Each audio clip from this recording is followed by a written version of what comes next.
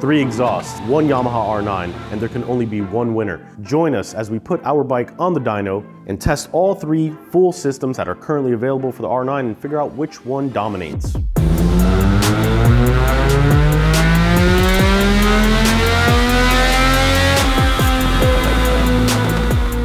With multiple exhausts available for the Yamaha R9, it can be a little overwhelming deciding which one is the best. So join us in the TST garage as we put our bike on the dyno and give the data to you so you can make a decision that best suits your wallet and your bike's needs. We will be testing the most popular of the exhausts available currently for the R9, which include the Akrapovic, the M4, and of course the Yoshimura. At this point, let's go ahead and hop on the dyno.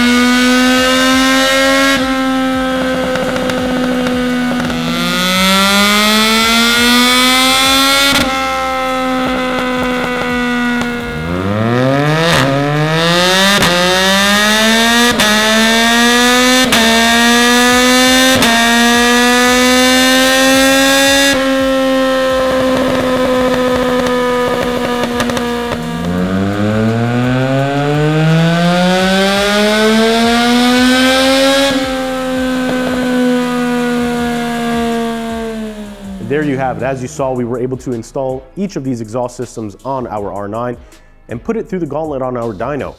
Now, it is important to note as I begin rattling off all of these data points that every dyno is different on any given day. Now, obviously in our situation, we are using standard smoothing correction factor versus an SAE correction factor. It also goes to note that we are in Florida, and when we did this filming, it was kind of the middle of summer. Now, a tuner up in the mountains on a very cold day might have a little bit different data. The important thing to note are the actual representations of the curves and of course the percentage increases or decreases that you may see with each system. So keep that in mind. It's all comparative and hopefully we give you enough data for you to be able to make a decision that suits you best. Now, starting with the M4 system. As you can see on any of these charts, the horsepower curve is very, very similar. It does smooth out a lot compared to the stock one, but it all has a very general increase and then a drop off at about 10,500 RPMs. The most significant improvement you will see on any of these systems is where the torque curve is. Again, starting with the M4, you can see max horsepower 123.95, and that is at 10.28 thousand RPMs. Now, we did know that stock, we were at about 117, 116 horsepower with the stock exhaust without a tune. So you can see the increase right there.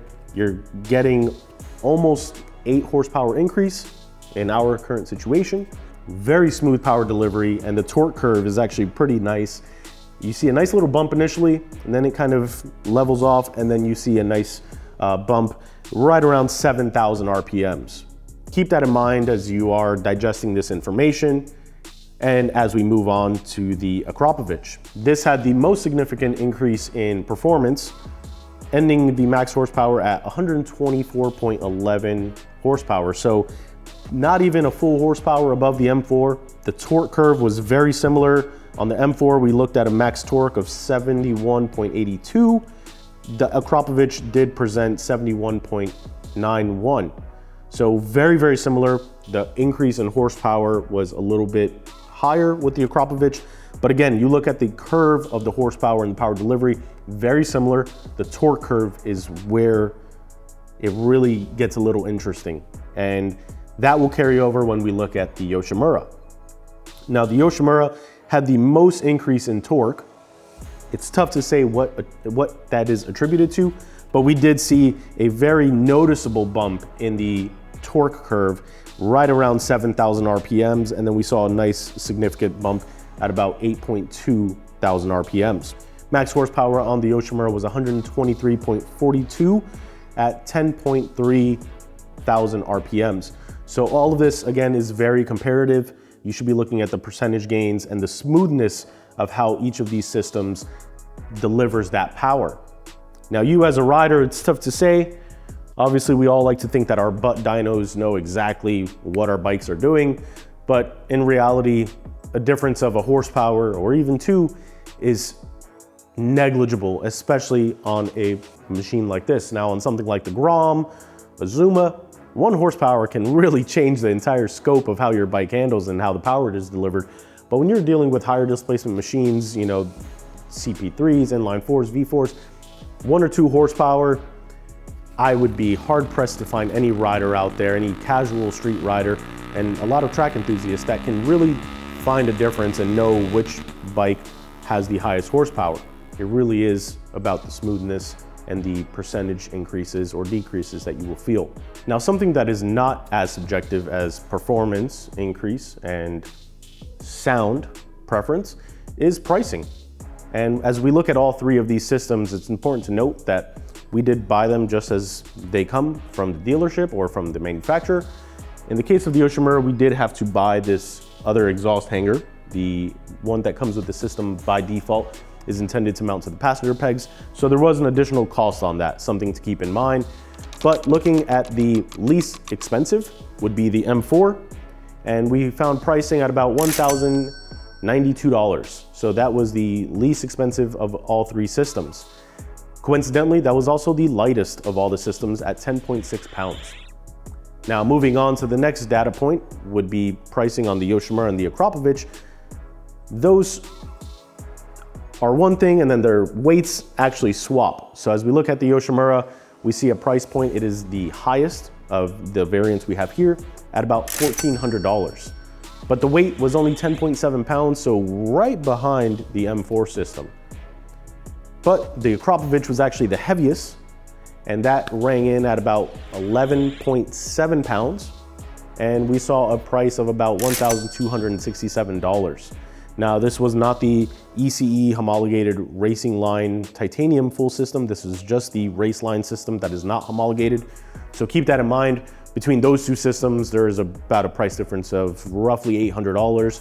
So you go from about $1,300 to over $2,000, depending on who you get them from and whether or not they're authentic.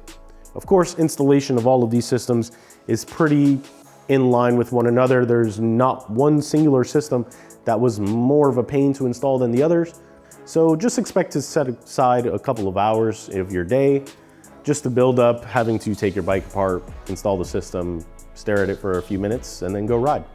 So I hope this all was very entertaining. Obviously, we did have a lot of fun putting the bike on our dyno in our works facility. Our works tuning program is ever expanding. And at the time of filming, obviously these 3 exhausts were the most popular and most readily available. But as time goes on, more manufacturers will release exhaust systems.